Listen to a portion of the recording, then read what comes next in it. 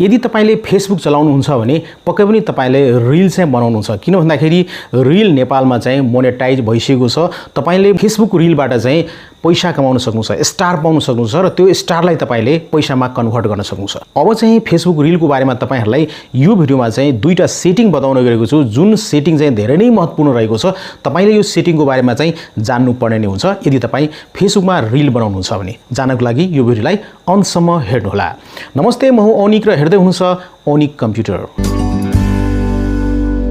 मन पर्छ भने भिडियोलाई लाइक गरिदिनु होला र त्यस्तै गर्न कमेन्ट गर्नु होला यदि तपाईले चाहनुहुन्छ भने र यो च्यानलमा नयाँ हुनुहुन्छ भने यो च्यानललाई पक्कै पनि सब्स्क्राइब गर्नु होला हामीलाई सपोर्ट गर्नु होला किन भन्दाखेरि यस्तै प्रकारको टेक्निकल भिडियो लिएर म उपस्थित हुन्छु यो च्यानलमा अब लागौं आजको विषयवस्तुमा यसको लागि साथीहरु म मोबाइलको स्क्रिनमा देखाउन चाहन्छु अब लागौं मोबाइलको स्क्रिनमा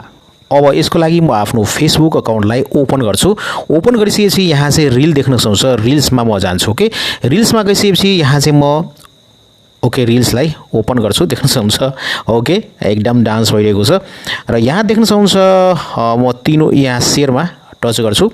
यहाँ देख्न सक्नुहुन्छ तपाईले कुनै प्रकारको यहाँ अप्सन छैन share this reel in your story किनभने उहाँले सेटिङ मिलाउनु भएको छ ओके त्यस्तै गर्न यहाँ चाहिँ फेरि टच गर्दाखेरि यहाँ चाहिँ रिमिक्स पनि छैन है रिमिक्स दिस रिल भनेर छैन किनभने अप्सन मिलाउनु भएको छ त्यस्तै गर्न म अर्को यहाँ चाहिँ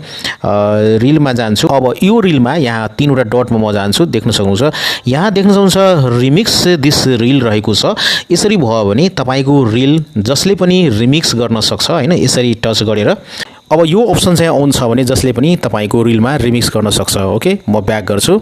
देख्न सक्नुहुन्छ यहाँ चाहिँ रिमिक्स दिस रिल आएको छ यसलाई तपाईले हटाउन सक्नुहुन्छ ओके त्यो सेटिङ बारेमा बताउन चाहन्छु म त्यस्तै गर्न यहाँ शेयरिङ बटनमा जाँदाखेरि देख्न सक्नुहुन्छ यहाँ चाहिँ उहाँले पनि बन्द गर्नु भएको छ ओके सो यहाँ रहेको यो रिललाई तपाईले आफ्नो स्टोरीमा शेयर गर्न सक्नुहुन्न म अर्को देखाउन गइरहेको छु यहाँ चाहिँ हेरौं है यसमा टच गर्छु र यहाँ देख्न सक्नुहुन्छ योर स्टोरी भन्दाखेरि यो रिललाई तपाईले चाहिँ आफ्नो स्टोरीमा यहाँ शेयर गर्न सक्नुहुन्छ तर चाहिँ शेयर कसैले पनि नगरोस् मेरो रिललाई त्यो अप्सन म देखाउन गइरहेको छु साथीहरु ओके सो अब यसको लागि चाहिँ म ब्याक गर्छु अब यसको लागि चाहिँ म आफ्नो फेसबुक अकाउन्टको आइकनमा जान्छु यहाँ चाहिँ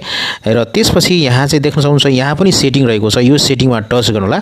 यो सेटिङमा टच गरिसकेपछि अब तलतिर आउनु होला र तपाईले यहाँ चाहिँ देख्न सक्नुहुन्छ रिल्स ओके रिल्समा टच गर्नु होला टच गरिसकेपछि यहाँ देख्न सक्नुहुन्छ रिल्स भन्ने पेजमा आउन सक्नुहुन्छ र यहाँ allow anyone to remix your future public reels हैन यो अप्सन अन रहेको छ यदि यो अप्सन अन रहन्छ भने तपाईको रिललाई जसले पनि रिमिक्स गर्न सक्छ त्यो रिमिक्स गरेर तपाई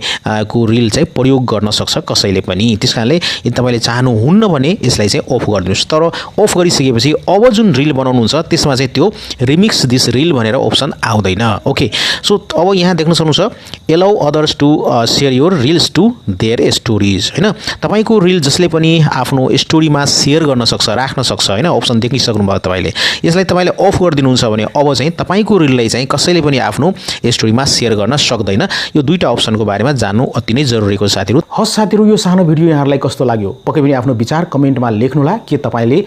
रिल बनाउनुहुन्छ फेसबुकमा लेख्नु होला र तपाईको रिल चाहिँ मोनेटाइज भएको छ कि छैन त्यो पनि जानकारी गराउनु होला भिडियोलाई लाइक गरिदिनुस् शेयर गर्नुस् र यो च्यानललाई सब्स्क्राइब गर्नु भएको छैन भने सब्स्क्राइब गर्नु होला किन भन्दाखेरि यस्तै प्रकारको टेक्निकल भिडियो लिएर म उपस्थित हुन्छु यो च्यानलमा तपाईहरुको समय एकदमै शुभ होस् भन्दै आजको यो भिडियोबाट म बिदा लिन चाहन्छु टेक केयर गुड बाइ जय नेपाल